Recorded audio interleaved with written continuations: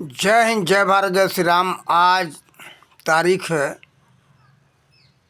15 जनवरी 2025। अभी महाकुंभ चल रहा है प्रयागराज में। इसी अवसर पर हमने कल भी एक वीडियो बनाया था। देखो, इन तीर्थों का बहुत बहुत धन्यवाद है। ये तीर्थ जो है हम सबको मार्गदर्शन देने वाले हैं, लेकिन हम सब मार्गदर्शन न लेकर के अपनी मनमानी करना शुरू कर दिए हैं और कुछ ही अर्थ उसका अनर्थ करके हम लोग गलत रास्ते पर जा रहे हैं। जैसे देखो, इन तीर्थों का संकेत है, इशारा है कि ये मानव वास्तविकता को जानो समझो।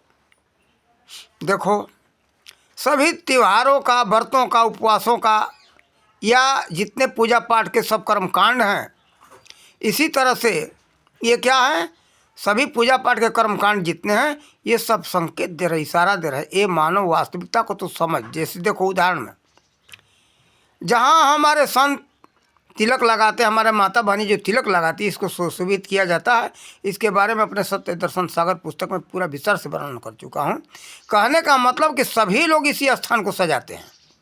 ये पूरा विस्तार में वर्णन है पुस्तक में, सत्य दर्शन सागर में। देखो, ये स्थान को सब लोग सजाते हैं। क्यों? ये सबको पसंद है। और किसी के मुखमंडल पर कोई देखता है तो पहले इसी स्थान पर नज़र जाता है। क्यों? यहाँ अति सुंदर है, इसीलिए सब लोग सजाते हैं, सुंदर बनाते हैं। तो आखिर देखो, बाहर तो सुंदरता इतना, तो विचार करो इसके अंदर कितना सुंदरता होगा। तो देखो, इसलिए हमारे संतों ने यहाँ परंपरा बनाया तिलक लगाने का, हमारे माता बहनी को बिंदी लगाने का। असल बिंदी का प्रचलन हुआ तिलक से ही आरम्भ हुआ है। आज तिलक के जगह पर नाना प्रकार के प्लास्टिक का हो या किसी धातु का हो, अनेक प्रकार की जो हमारी माता बहनी बिंदियाँ बनाती हैं, लगाती हैं, ये असलियत यही है। अब ये तो टिकाऊ रहेगा नहीं। जैसे सिरी हो, रोरी हो, या कुछ प्रकार का चंदन हो, या मल्यागिरी चंदन हो, या कोई भी चंदन हो, या लोग तिलक लगाते हैं गोपी चंदन का, ये धुल जाएगा, रुकेगा अधिक देर तक नहीं। इसलिए नाना प्रकार के गोंद लगा करके प्लास्टिक का जो बना दिया गया कि भाई इस जगह पर हमें लगाना है, लेकिन वास्तविकता इसमें उतना आकर्षण नहीं होता जितना कि चंदन में है, रोरी में है और सिरी में है। तो देखो, अस्थायी रूप से रखने के लिए एक एक बिंदी हम ही लगाते तो 8-8 दिन चला जाता है। ये टिकाऊ के लिए हम लगाते। लेकिन ये जो इस समय हमारे ललाट पर जो है गोपी ये सिरी का जो तिलक लगा हुआ है, इसके बराबर टिकाऊ नहीं होने वाला। कारण कि पसीना हो तो ये मिट जाएगा, पानी पड़े तो मिट जाएगा, धुल जाएगा। तो ये कहने इसका मतलब अभिप्राय ये है कि इस स्थान को सुशोभित करना। तो विचार करो, इसके अंदर जो होगा वो कितना सुंदर होगा। जो सबको सुंदरता दिया है वो इसके अंदर विराजमान है।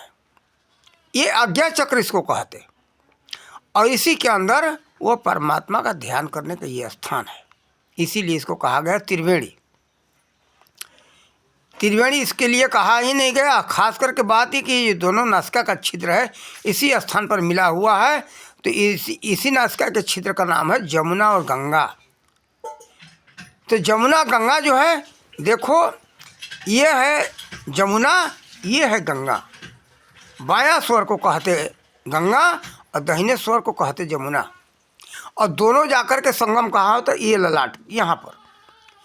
तो इसी को कहा है त्रिवेणी, संगम यही है। ये जो है सभी के पास है, सब दिन में है, सभी के पास सुलभ है, और सभी देश में सबको उपलब्ध है। इसीलिए कहा कि सब दिन सब देशा सेवत सादर समन कलेश। के इस सेवन करने से, यानी उपासना करने से या सुमिरन करने से, ध्यान करने से सारे कलेश मिट जाते हैं। समन कलेशा, यानी हरण हो जाता कलेश, किसी प्रकार का कलेश नहीं रहता। तो देखो, ये प्रयागराज जो संगम है, ये मात्र संकेत देने के लिए हमारे ऋषि महर्षियों ने इसको बनाया, माना। कुंभ यानी ज्ञान का कुंभ, घड़ा, ज्ञान का भंडार है वहाँ। इसीलिए ये महाकुंभ जो चल रहा है, महाकुंभ ये वैसे 12 वर्षों पर होता है, लेकिन विद्वानों का मानना है 144 वर्षों पर यह कुंभ लगा हुआ है। तो देखो 12 बरहियाँ 144, यानी 12 वर्ष के 12 गुना करो तो जाकर के 144 होगा।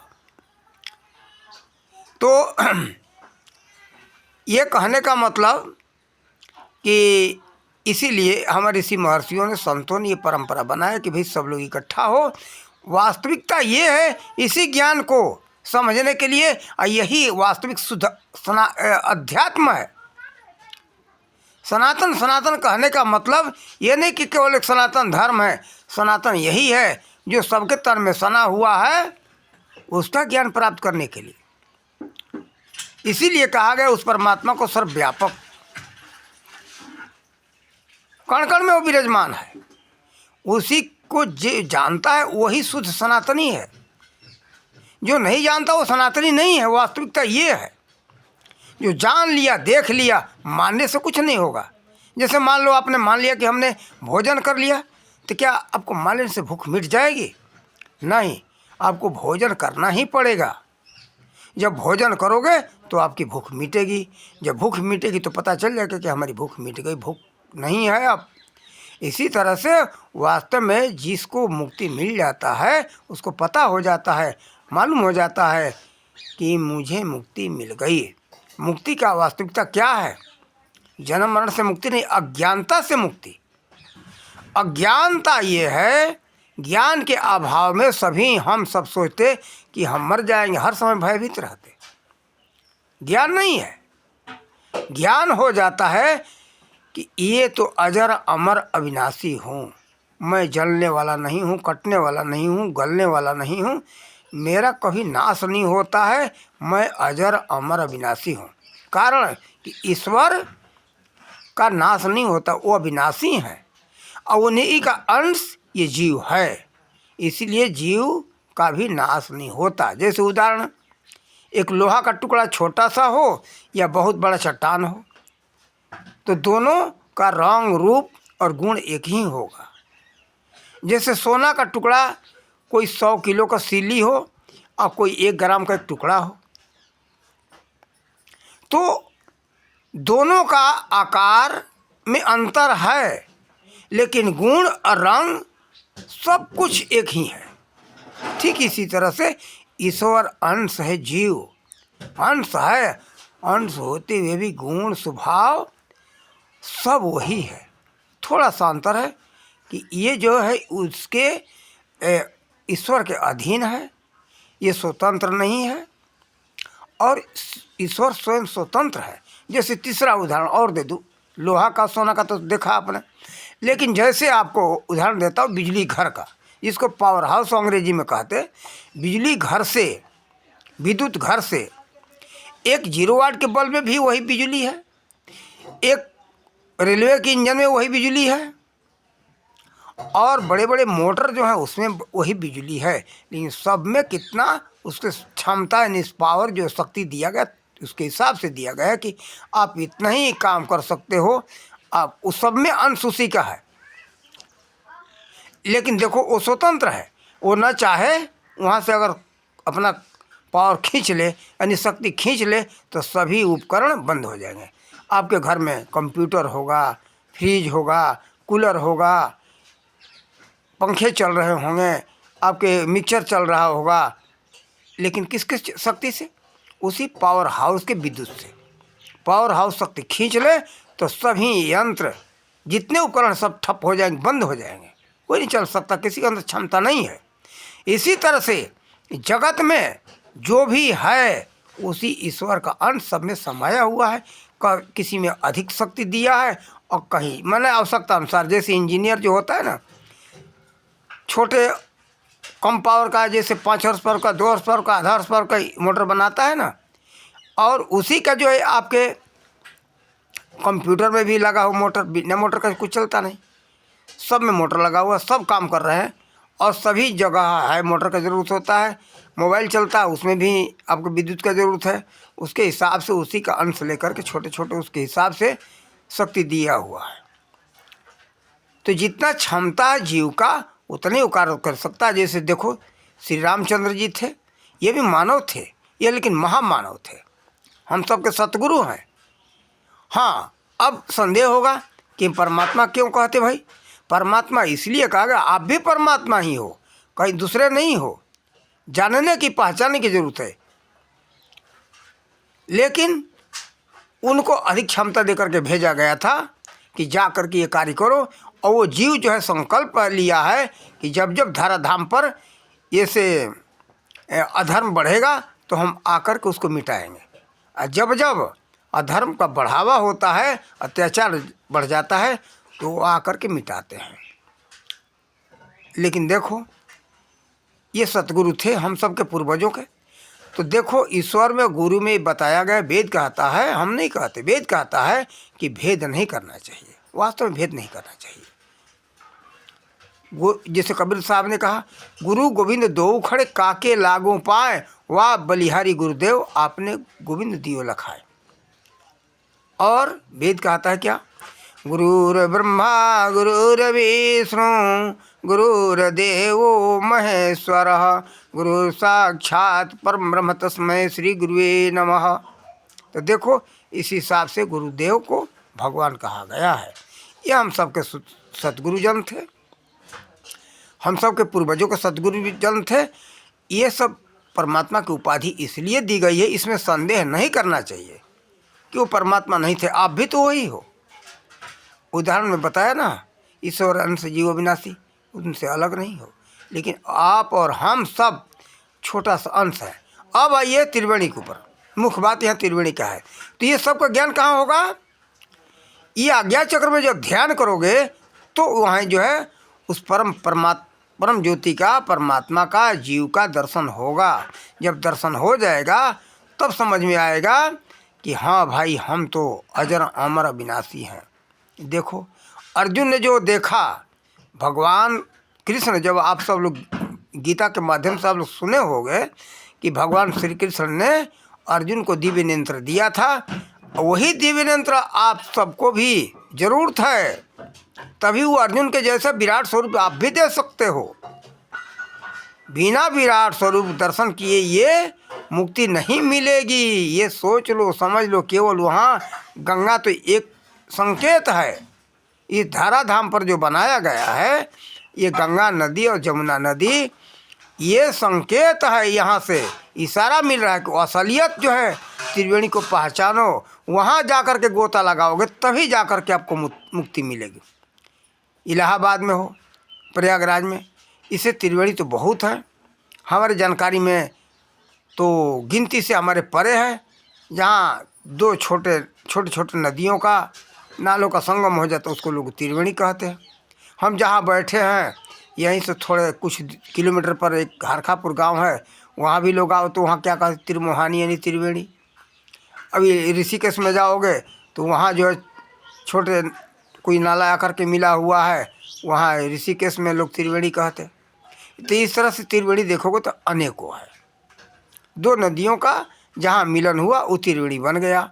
तो ये सब त्रिवेणी का संकेत वही है। आपके अंदर जो अज्ञा चक्र है, वहाँ जो वास्तविक त्रिवेणी है। हमारी बातों पर मत विश्वास करना। बड़े बड़े संतों से जो सत्संगी हैं और जिनके पास ज्ञान है, उनसे बात करोगे तो इस त्रिवेणी के बारे में बताएंगे। और आप लोग इसके विषय में पूरी जानकारी लेना हो तो शिव सूर्योदय पढ़ो। शिव सूर्योदय में इसकी पूरी जानकारी अच्छे ढंग से मिलेगी। आप लेकर के पढ़ो। पत्नी योग प्रदीप गीता प्रेस गोरखपुर से छपता है, उसमें भी जानकारी दी गई है। और रामायण में भी ऐसे लिखा हुआ है, लेकिन हमारा समाज समझता नहीं। कहा कि अकथ है अलौकिक तीर्थ है वो। अकथनीय, कथन ही नहीं हो सकता उसका, उस त्रिवेणी का। अलौकिक यानी इस लोक का नहीं है, अदृश्य भी है। अलौकिक के दो अर्थ निकल जाएंगे, न दिखाई देने वाला। दूसरी बात, अलौकिक इस लोक का नहीं है। जो हम सब इन अपने आँखों से, जो चर्म चक्षुओं से अपने आँखों से जो देख रहे, ये नहीं है। इन आँखों से दिखाई नहीं देगा, इस लोक का नहीं है। जो हम सब देख रहे हैं ये नहीं है। तीर्थराउ सभी वो तीर्थों का राजा है। इसी त्रिवेणी के संकेत रामायण में भी है, लेकिन हमारा समाज उन शब्दों पर ध्यान नहीं देता है, या जानबूझ के भटका हुआ है। भाई सब लोग चलो ठीक है जाओ, लेकिन वहाँ अब स्नान करो। कारण देखो वहाँ जाना जरूरी है, ये भी नहीं कहता हूँ मत जाओ। कारण वहाँ बड़े बड़े ऋषि महर्षि, बड़े बड़े संत महापुरुष, ये महाकुंभ है। कुंभ इसीलिए कहा गया कि ज्ञान का घड़ा, कुंभ का मतलब ज्ञान का घड़ा। जाओगे तो जहाँ देखोगे वहाँ कहीं कहीं, जैसे हरिद्वार में देखा कुंभ का जो बहुत बड़ा एक आकार मूर्ति जैसा बना हुआ था महाकुंभ के समय पर, तो कुंभ में होना चाहिए। कुंभ का मतलब ये कुंभ तो किसका, ज्ञान का घड़ा। देश विदेश से, पूरे भारत से, हिमालय से जो संत तपस्वी हैं वो भी आते हैं वहाँ स्नान करने के लिए। क्यों? सत्संग का महत्व।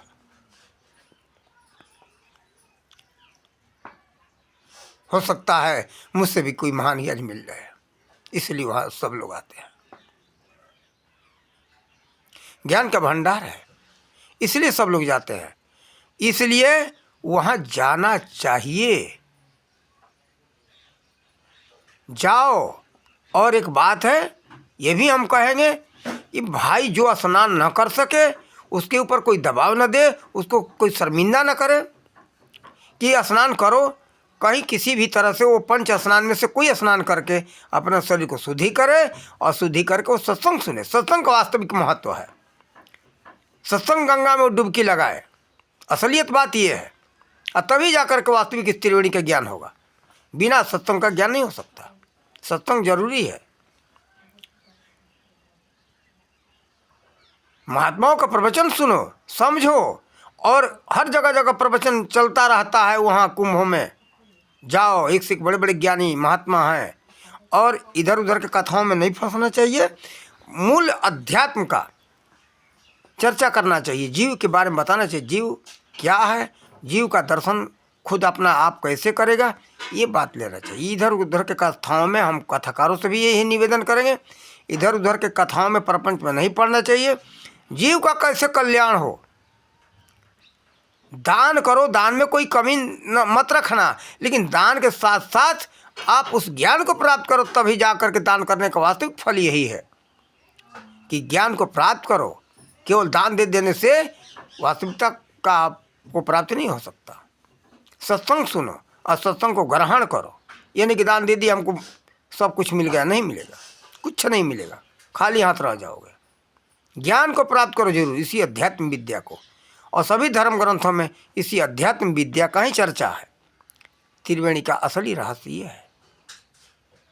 अलग अलग इसी एक ही बात को ये मत सोचना कि कैसे कैसे समझा रहे हैं, सबका सारांश एक ही हमारा निकलेगा।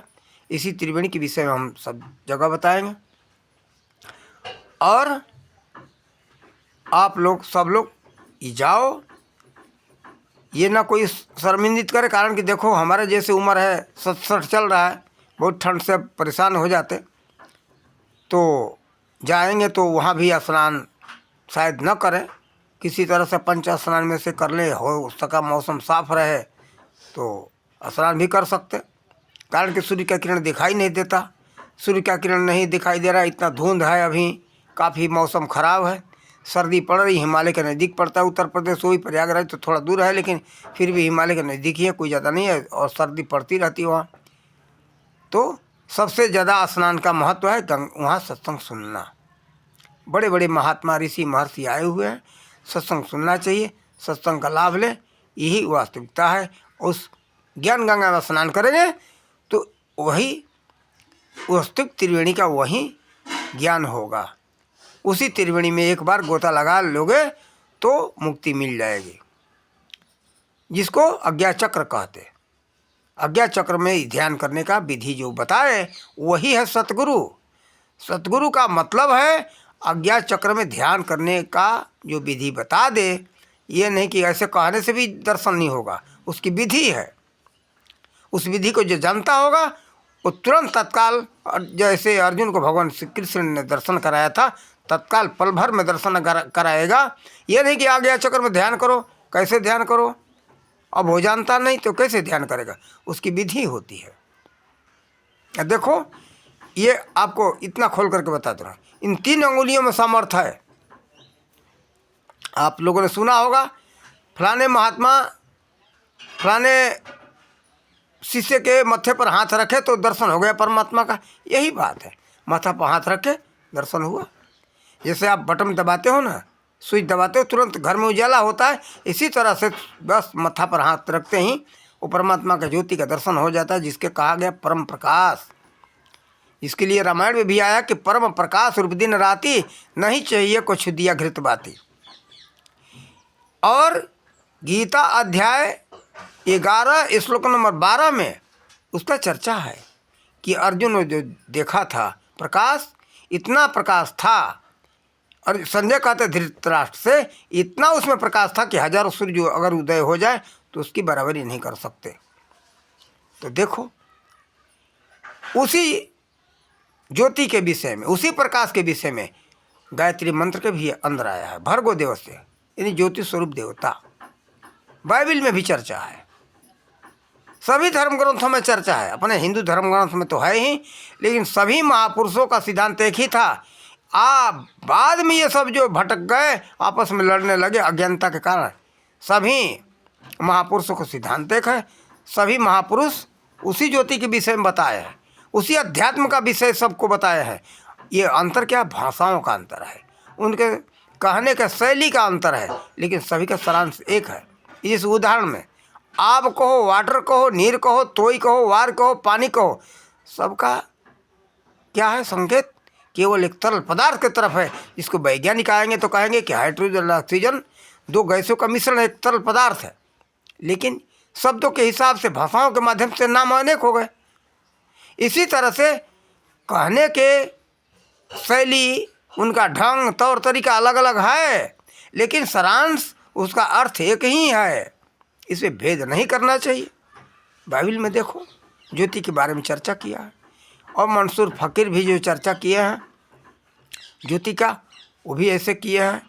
और एक पुस्तक हमने पढ़ा था हजरत मूसा का, जो जंगलों में झाड़ी, जो पहाड़ों में बकरी चरा रहे थे, वहाँ झाड़ी के पीछे रोशनी हुई, तो एक कथा हमने उसके पढ़ा था, बहुत पुरानी, बहुत 30-35 साल हो गए उसको पढ़े हुए। तो देखो, हमने संक्षेप में बताया, तो हजरत मूसा को उसी ज्योति का दर्शन हुआ था।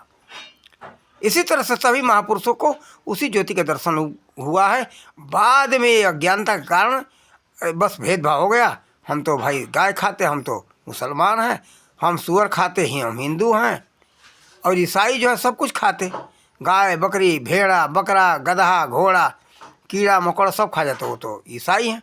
ये जो खाने वाले कुछ भी नहीं है, इनको हम सीधा राक्षस कहते। किसी को बुरा लगे, मिर्ची जैसा लगता रहे, हमें कुछ का कोई परवाह नहीं। हम सत्य नहीं कहेंगे तो फिर हमारा वास्तविक बताने का कोई मतलब नहीं है।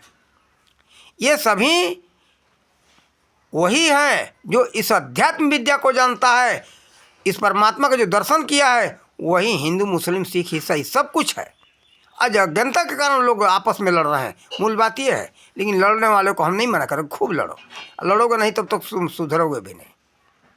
मज़ा आ रहा है इसे लड़ने में तो लड़ो, मरो, लेकिन न तो तुम सब हिंदू हो, न ईसाई हो, न सिख हो, हम कहेंगे सीधे शब्दों में राक्षस हो, अज्ञानी राक्षस। राक्षस का अर्थ लोग एक निकाल लिए, रक्षा करो, रक्षा करने वाली, भक्षक हो तुम, सबका भक्षण करने वाला अज्ञानी मूर्ख हो, नहीं तो लड़ते नहीं। ज्ञान, कोई भी धर्म, कोई भी संप्रदाय लड़ने को नहीं सिखाता है, और जो लड़ने को सिखाता है कोई धर्म भी नहीं है, वो अधर्मी है, राक्षस है, भक्षक है, समाज का भक्षक, जो आज लड़ने लड़ाने के धर्म के नाम पर लड़ने लड़ाने को सिखाते हैं। तो देखो, ये सब दूर कैसे होगा, इसी त्रिवेणी में जो स्नान जो करेगा वो सब अज्ञानता से मुक्त हो जाएगा, तभी समाज का कल्याण वो कर सकता है, और उसका भी कल्याण हो सकता है।